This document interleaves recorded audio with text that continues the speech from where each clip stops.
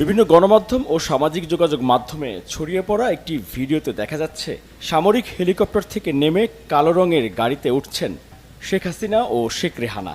তাড়াহুড়ো করে হেলিকপ্টার থেকে গাড়িতে ওঠার সময়ও তাদের সাথে ছিল স্পেশাল সিকিউরিটি ফোর্স এসএসএফ সদস্যরা।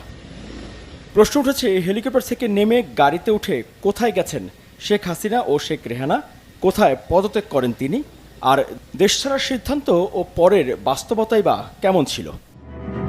শেখ হাসিনা পদত্যাগপত্র সই করেন প্রধানমন্ত্রীর সরকারি বাসভবন গণভবনে। এ সময় তিনি একটি ভিডিও রেকর্ড করে বক্তব্য দিতে চেয়েছিলেন, কিন্তু পরিস্থিতি এতটাই উত্তপ্ত ছিল যে শারীরিক নিরাপত্তার কথা বিবেচনায় সেই সময় দেয়া হয়নি শেখ হাসিনাকে।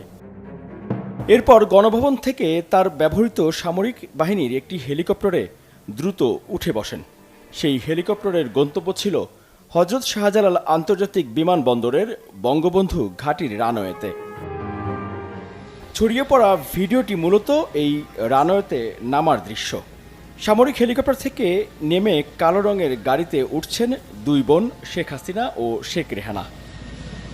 এ সময় রানওয়েতে সবাই ছিল খুবই ব্যস্ত, তবে তাদের পরের গন্তব্য কোথায় তা জানতেন না উপস্থিত কেউই। কালো গাড়িটিতে করে সাবেক প্রধানমন্ত্রী শেখ হাসিনা ও শেখ রেহানা পাশের রানওয়েতে রাখা বিমান বাহিনীর ট্রান্সপোর্ট উড়োজাহাজ C-130J উদ্দেশ্যে রওনা দেন। এই উড়োজাহাজে করে দেশ ত্যাগের পর প্রথম আগরতলা থেকে পশ্চিমবঙ্গের দিকে যেতে চাইলেও পশ্চিমবঙ্গের এটিসি তাদের নামার অনুমতি দেয়নি। পরে নয়াদিল্লির দিকে রওনা দেয় উড়োজাহাজটি।